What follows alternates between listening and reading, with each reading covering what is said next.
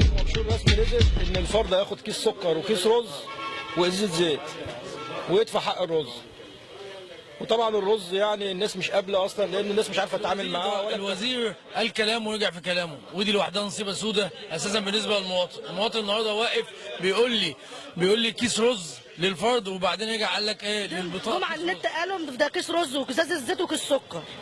تمام. جم دلوقتي خدنا الرز والسكر والزيت، رجعوا قالوا الوزير الرز مش اجباري. طب الرز اللي احنا هناخده ده هل نوديه فين؟ لما هو قال مش اجباري، يعني هو اجباري علينا احنا في المؤسسه ومش اجباري على الزبون لما نيجي نديهوله؟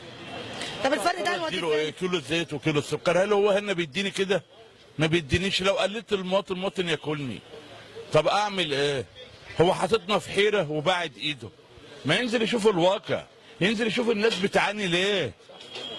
هو جاي يهاجمنا احنا ويقول لك وزاره التموين تنزل تمر على مين؟ ما ينزل يا عم يشوف. بس التعليمات اللي جات لنا على الاخر كيلو رز على البطاقه، كيلو رز على البطاقه، على البطاقه كيلو رز على البطاقه، وازازه زيت و40% زيت و50%. على ان انا حرامي، بيقولوا على ان انا حرامي. الحاجه بتيجي، السلع بتيجي رديئه، المواطن بيرميها لي في وشي. مأجبرين عليا الرز 10% ما بيرضاش ياخده. تشتكي من ايه؟ بتاع التموين حرامي. ليه؟ الوزير طلع قال في التلفزيون ازازه زيت وكيس سكر، وبتاع التموين انا بطاقه ب6 افراد، واجب عليا ان انا اديله 4 ازايز زيت او 5 ازايز زيت، لان حصه التموين بتقول 40%. 40% اضربهم على الاله الحاسبه 6 افراد ب 125 جنيه. اضربهم على الاله الحاسبه 40% بتوعهم هتلاقيهم 4 ازايز زيت. انا لما اجي النهارده اصرف للمواطن 4 ازايز زيت يبقى انا حرامي رسمي، والوزير جاب لي البضاعه كلها التاجر مضروب على عينه، والوزاره عارفه بالكلام ده. في 14 شهر ما خدناهمش، وفي سنتين هامش ربح صح ما خدناهمش.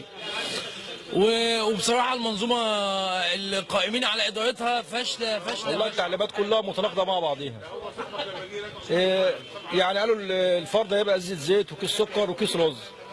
طلع السيد الوزير قال الرز مش اجباري، والمواطن اللي هو 21 جنيه ياخد بهم اللي هو عايزه. وطبعا الكلام ده غير الواقع خالص اللي احنا بناخده من هنا من المؤسسه. ضمن مشاكل التموين يعني مثلا احنا هنا لو غلطت انت غلطه، لو غلطت غلطه هنا في فلوس ليك بتروح عليك. ولو عليك لازم تدفعها. لازم يعني هو مسكك من رقبتك. لازم تدفعها.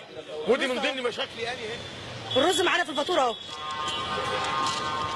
الرز معانا في الفاتوره اهو.